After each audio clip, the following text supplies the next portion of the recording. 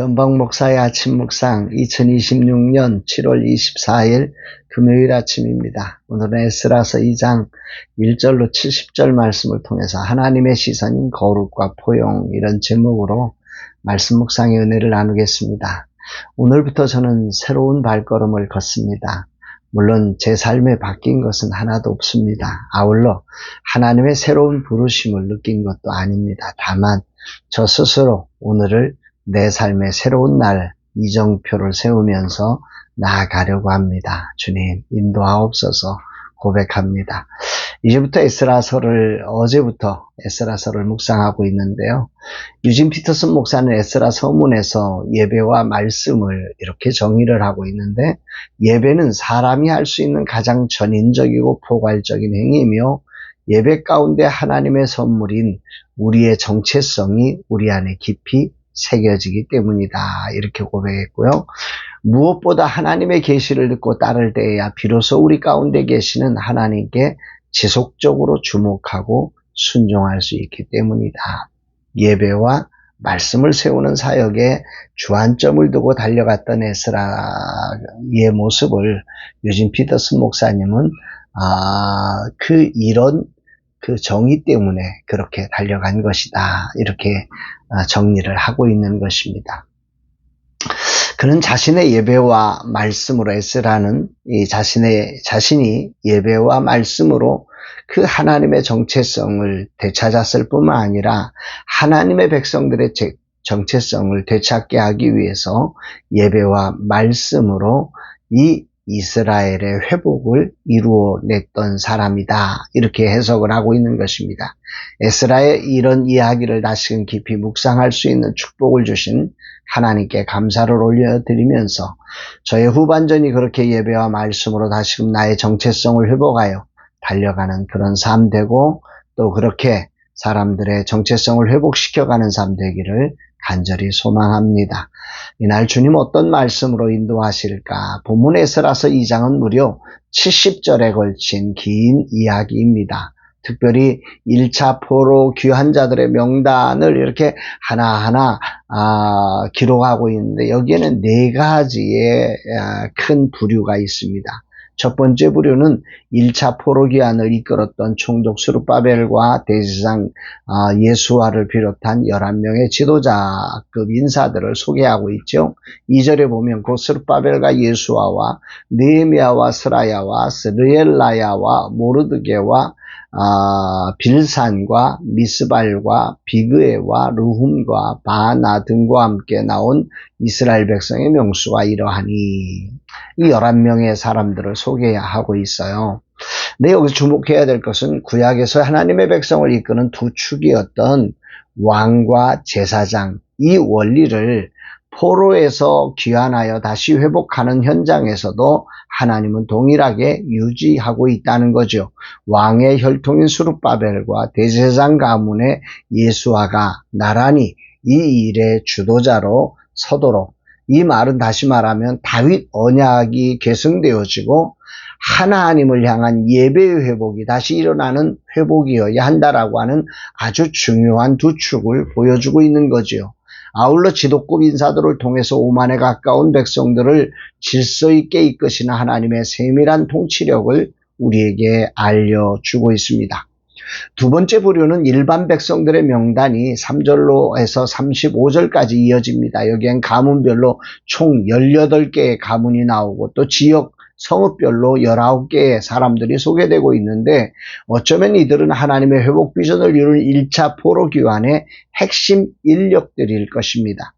세 번째로 36절에 58절에 걸쳐서 성전 직무자와 봉사자의 명단이 소개되고 있는데, 여기 주목되는 인물들은 저는 아주 주요 핵심 멤버라기보다는 핵심 멤버에서 빠진 이들이 여기에 포함되어 있다고 하는 사실에 주목이 됩니다. 바로 솔로몬의 신하들의 자손 느디딤의 사람들로 명명된 이 두 부류입니다. 58절에 보면 모든 느디님 사람과 솔로몬의 신하의 자손이 392명이었더라 이렇게 소개하고 있는데요. 제사장과 레위지파와 노래하는 자들 또 성전 문지기 등 구체적인 임무가 정해진 지파의 사람들이 여기에 참여하는 일은 어쩌면 쉽지 않지만 그래도 어느 정도 당연한 사람들이었다는 생각이 듭니다. 그런데 여기에 포함된 느디님 사람과 솔로몬의 신하의 자손들은 이렇게 정해진 역할들이 명확한 것은 아니어도 주요 임무는 아니었다는 거죠. 우선 솔로몬의 신하들의 자손이란 혈통적으로 이스라엘 백성들이 아닙니다. 이들은 솔로몬에 의해 강제 동원되었던 이방인 일꾼들이나 예속민들의 후손으로 알려집니다.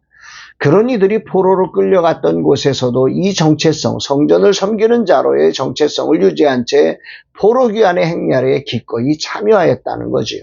하나님은 이들에게도 이 영광의 자리에 참여할 기회를 열어주셨던 것입니다. 이들은 자기 백성도 아니잖아요. 그럼에도 불구하고 포로로 끌어간 것만 해도 억울하고 답답한데 그 자신들의 자리를 지켜냈다는 이런 부분들이 참 소중한 사람들로 하나님이 기억하시고 이끌어 주셨음을 알게 되는 거죠. 또한 느디님 사람들은 히브리어로 주어진 자들, 헌신된 자들이라는 뜻을 가진 이름인데요. 여호수아 시대 이스라엘을 속이고 화친을 맺었던 기브온 민족의 후손으로 전해집니다. 이들은 성전의 허드렛 일인 성전 청소와 제물용 나무 패기, 물깃기 등을 감당했던 정말 허드렛 일을 하는 사람들입니다. 그럼에도 불구하고 이 자리까지 그들의 정체성을 갖고 달려온다는 것, 이거 대단히 쉽지 않은 일이지요. 하나님은 이들의 이름을 기록해 주시며 영광스러운 사역의 길을 열어주셨음을 보게 됩니다.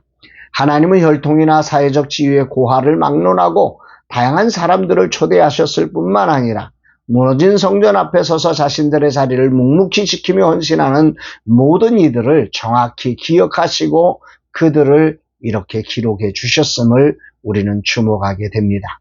마지막 네 번째 계보는 자신이 어느 계보에 속한 사람인지를 증명하지 못한 사람들조차도 여기에 기록되고 있다는 거죠. 62절, 63절입니다.